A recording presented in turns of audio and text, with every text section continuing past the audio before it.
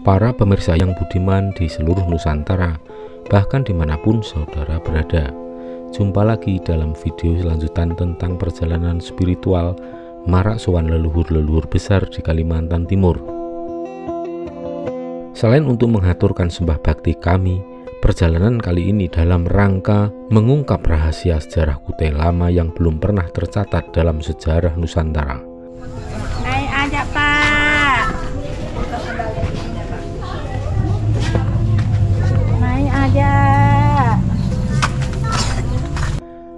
Selain itu kami juga mengemban misi untuk meluruskan sejarah yang secara fakta telah diacak-acak hingga sedemikian parahnya oleh oknum yang ingin menenggelamkan jati diri generasi penerus bangsa. Pada video sebelumnya, kami dalam perjalanan dari kota Balikpapan, kemudian Samarinda, dan dilanjutkan menuju Kecamatan Anggana, Kabupaten Tenggarong, Provinsi Kalimantan Timur. Di sana ada beberapa fakta sejarah yang kami ungkap. Namun di video kelanjutan ini, kami menemukan berbagai rahasia yang selama ini terpendam atau mungkin sengaja dipendam oleh pihak-pihak tertentu. Bagaimana kisah selanjutnya? Silahkan simak video berikut ini. Selamat menyaksikan.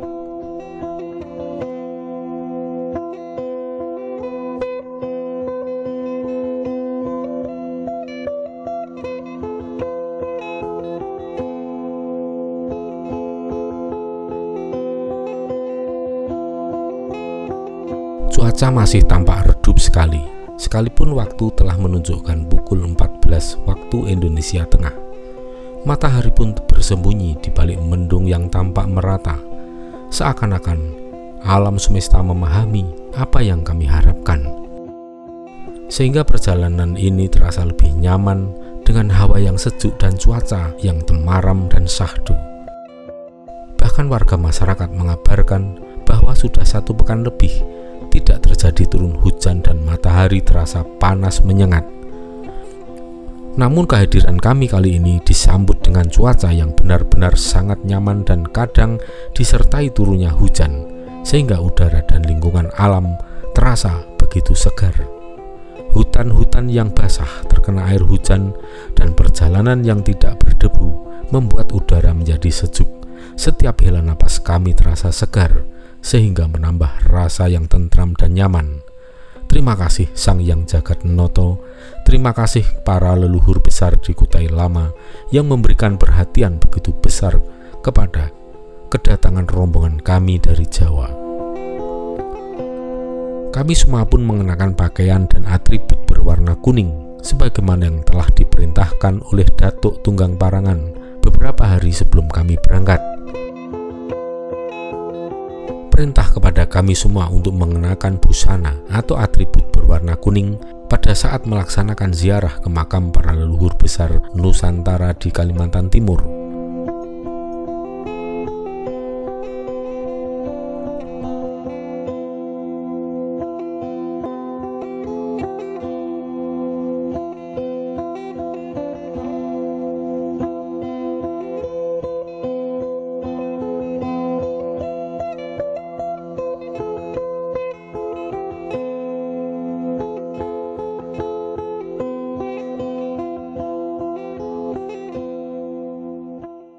Seperti para pemirsa yang dapat saksikan sendiri, di komplek makam Aji Badar Agung Dewa Sakti dan Datuk Tunggang Parangan ini didominasi oleh warna kuning. Itu artinya warna kuning merupakan warna kebesaran Kerajaan Kutai Lama dan Kutai Kertanegara. Rombongan kami sebagai tamu mengenakan pakaian dan atribut warna kuning sebagai bentuk penghormatan kepada para leluhur besar sebagai tuan rumah. Ini mengingatkan pepatah yang mengatakan bahwa di mana bumi dipijak, di situ langit dijunjung tinggi. Artinya, kita harus menghormati adat istiadat, tradisi, dan budaya di setiap daerah yang sedang kita datangi atau di wilayah mana yang kita jadikan sebagai tempat tinggal.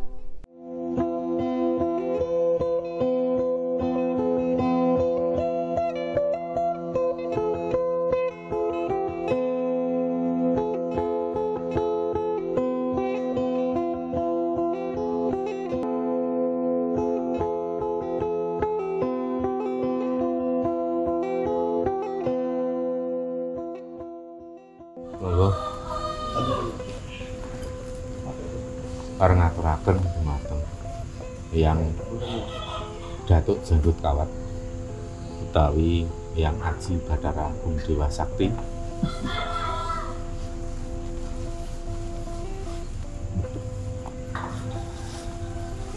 para ngaturaken sembah bekti kula marasan ngaturaken karo Laki Tinggi betul pinangka bekti betul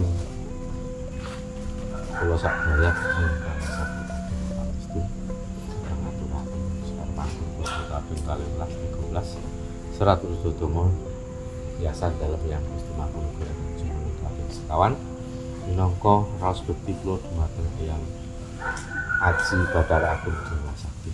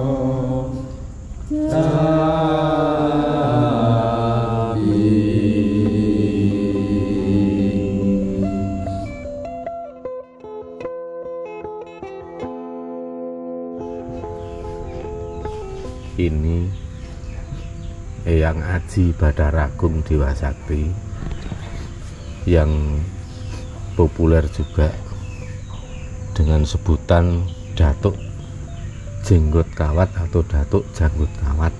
Ini siapa sesungguhnya? Punten dalem sewu Eyang. Saya buka sekarang rahasianya.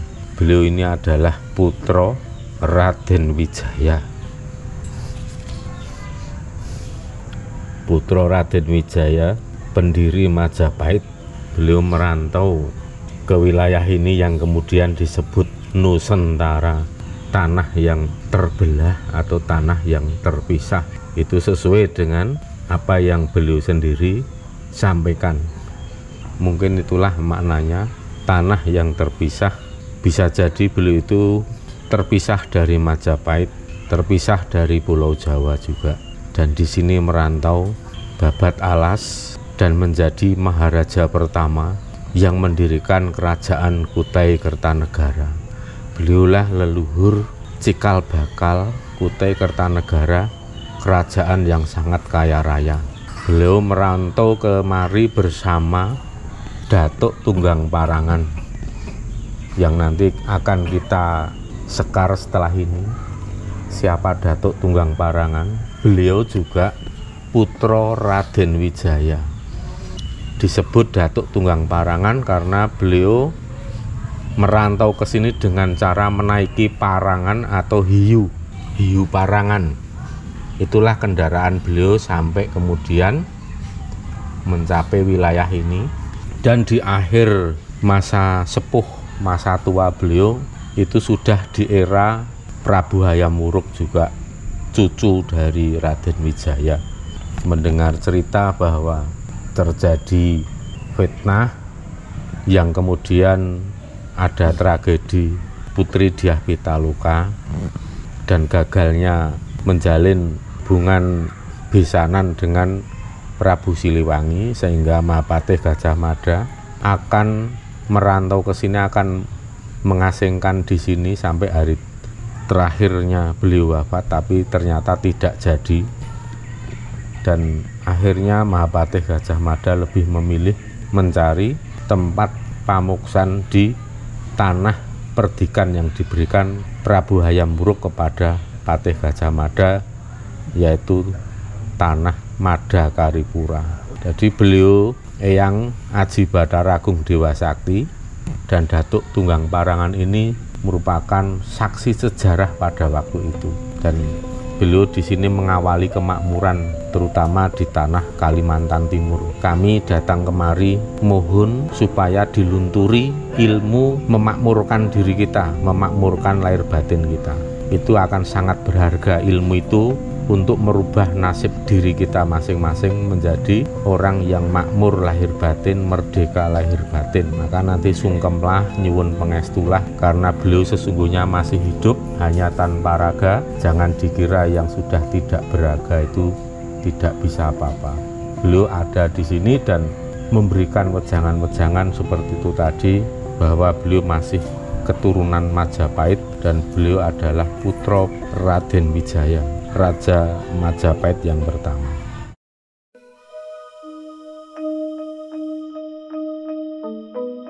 Nyuwun agunging Syekh Samudra Pangaksama yang bilih wonten atur kula ingkang kathah kalpatanipun lan kirangipun pindah malih nyuwun agunging Samudra Pangaksama lan marak sowan kula ngaturaken sembah pangabekti sembah sungkem kula dhumateng Eyang, ngaturaken sekararum gondarum kinantenan duka arum pinangka raos bekti kula sebagai generasi penerus bangsa yang masih mau berbakti kepada para leluhurnya, dan matur sembah nuwun karena Eyang Aji Bathara Agung Dewa Sakti dan Eyang Datuk Tunggang Parangan sudah berkenan untuk meluruskan sejarah seperti itu, sehingga kami sekarang ini menjadi saksi betapa kejamnya sejarah yang telah memutarbalikkan fakta. Dan pada saat ini kita saksikan sendiri bahwa nama-nama semua sudah berubah, dan dengan huruf-huruf yang bukan huruf lokal, bukan huruf kearifan lokal, nama-nama tokoh juga semua sudah berganti. Dan saya pernah mengadu kepada Eyang Aji Bathara Agung, tapi beliau sebagai leluhur sangatlah bersabar dan bijaksana. Biarkan semua itu nanti akan ada titiwanci, akan ada waktunya semua itu berubah, akan kembali ke asal mulanya, akan kembali ke aslinya. Jika titiwanci itu sudah ada, maka akan semudah membalikkan telapak tangan.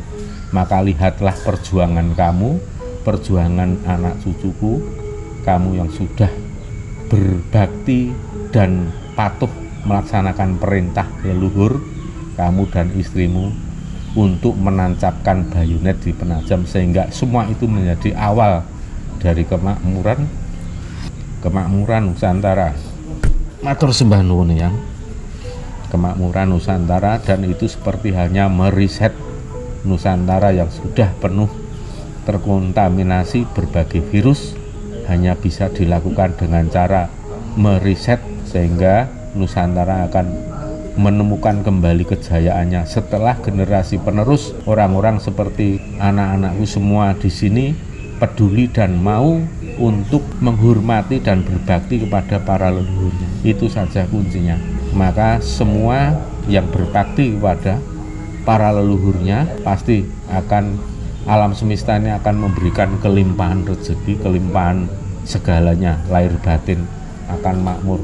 Maka bersihkan hati kita, pikiran kita dalam melaksanakan dawuh besar ini. Kita tulus ikhlas mengaturkan bakti kita. Jangan kita kotori dengan apapun pikiran dan hati. Kita tunduk patuh nyawiji jenjem jinem, fokus untuk manembah ngaturke sembah bekti dan mengaturkan terima kasih karena setelah diwariskan tanah perdikan berupa Nusantara ini. Matur sembah nuwun. Monggo dilajengkan, dilanjutkan nabur bunga, dan silahkan sungkem. Nanti bunganya tidak semua di sini karena nanti di bawah masih ada Datuk Tunggang Parangan.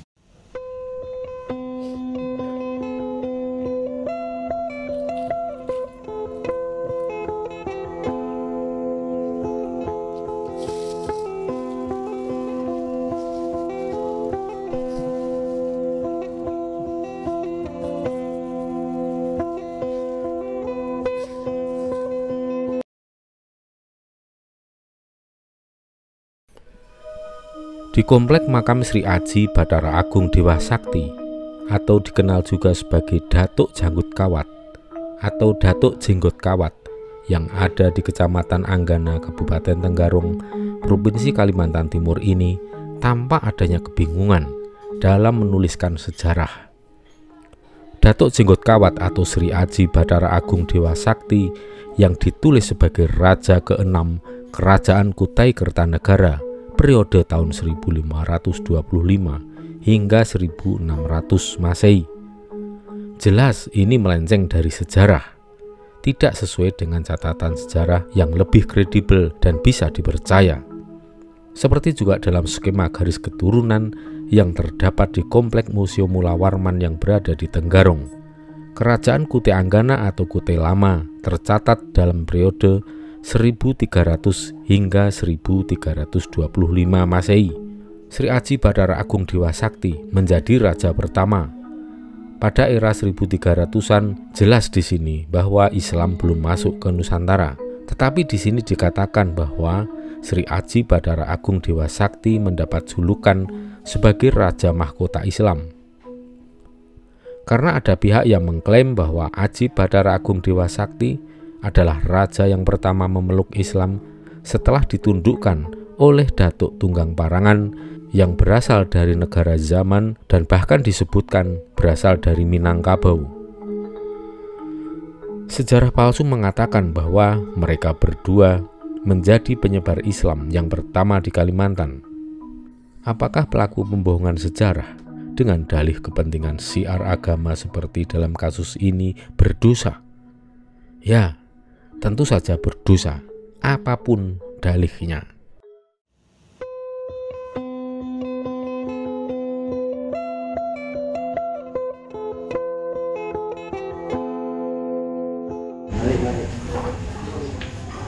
Ini tahunnya keliru ini. Tahunnya keliru, harusnya 1300 dan namanya Datuk Jenggot Kawat atau Aji Bathara Agung Dewa Sakti. Tapi ini menjadi Raja Haji Mahkota Islam tahunnya 1525. Ini jelas salah fatal ini, entah sengaja atau entah kebodohan.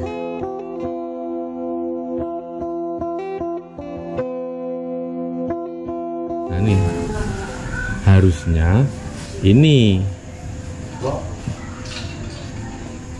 Tapi karena kalau ini belum ada, jadi bingung deh.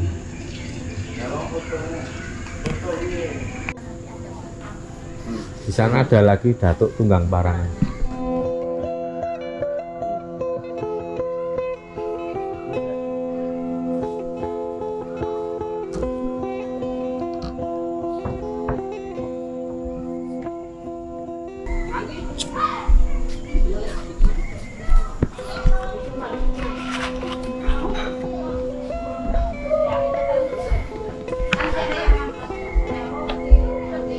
Berapa? Udah? Minta dikasih uang dulu ke itu masuk. Saya tanya tadi juga.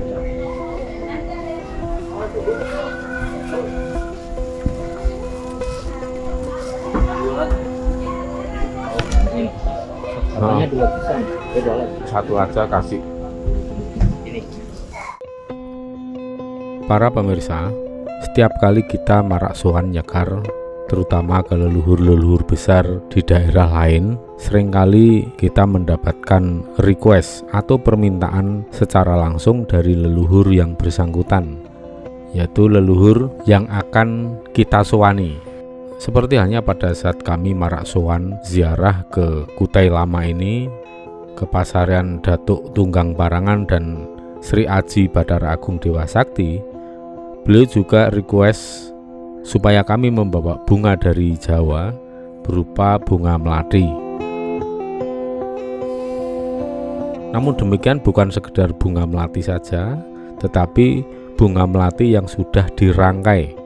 Secara familiar, rangkaian melati ini disebut sebagai melati rinonce bawang sebungkul. Jadi bunga melati dianyam seperti bawang putih, panjangnya 1 meter dan kedua ujungnya dipasang bunga kantil.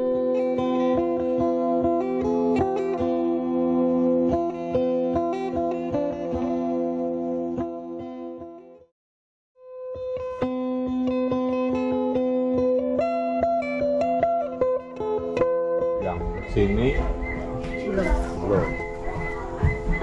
Kan dilihat tahunnya. Mulai dari sini loh. Di sini kan gencar kaderisasinya mulai dari sini.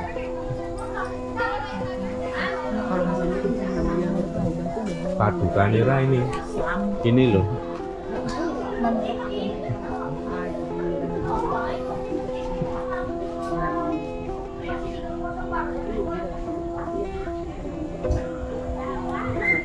Ini loh.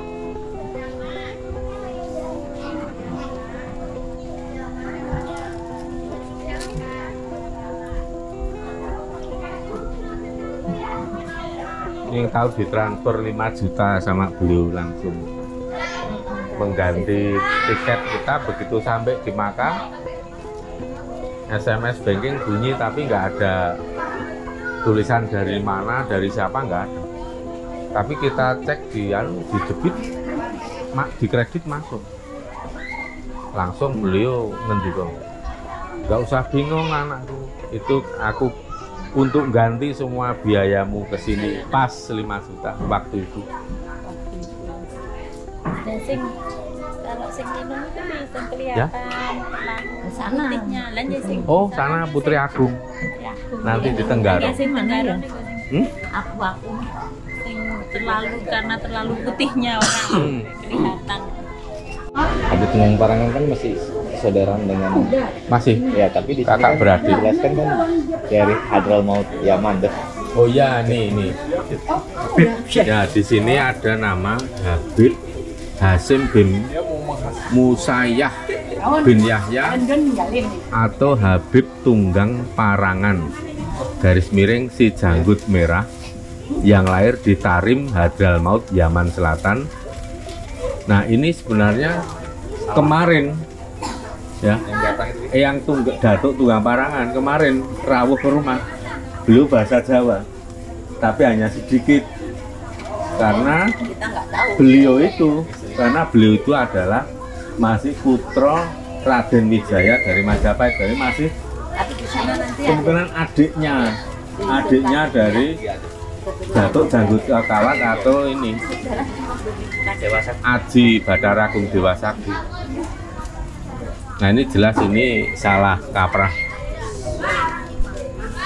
Ini bukti penyelewengan sejarah, pemutar balikan fakta, supaya orang-orang pribumi tidak bangga dengan leluhurnya sendiri, sehingga lebih memilih untuk manembah kepada bangsa asing. Itu aja, wis. Nah, kita nggak bisa dibohongin, wong apa sumbernya belum langsung kok.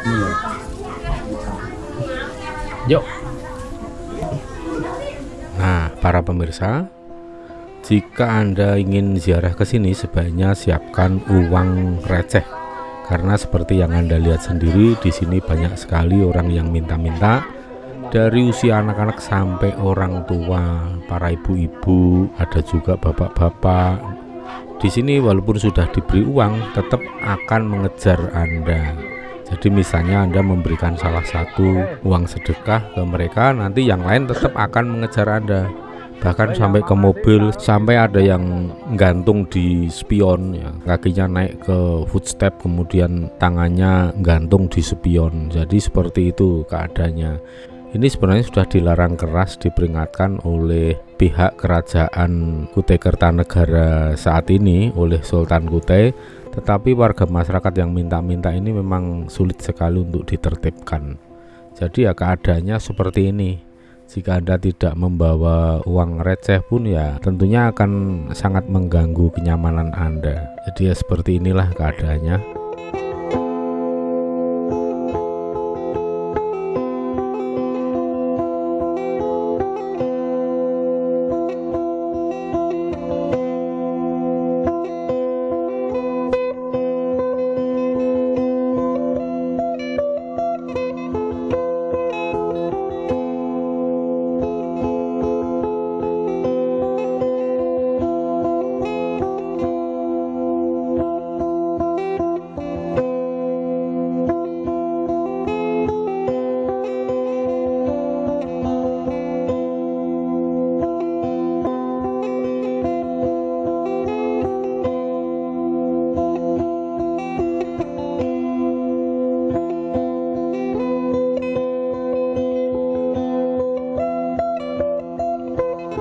Dari Pak, muridnya banyak, 1, 2, 3, 4, 5, 6, 7.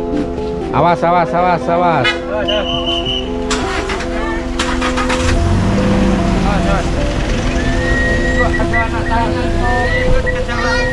Ada anak Thailand. Ya digawa, gawa. Halo guys. Apa sih omnya?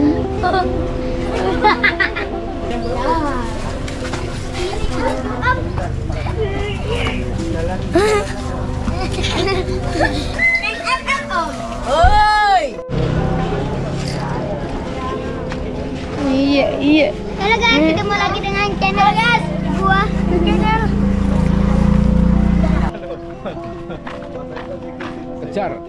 Kejar. Tak kejar kau, Tak kejar kau, Tak kejar kau. Awas, jangan lari, tak kejar kau. Sini, lewat. Itu loh, jalan itu loh, depan ke kiri. Hadap sini.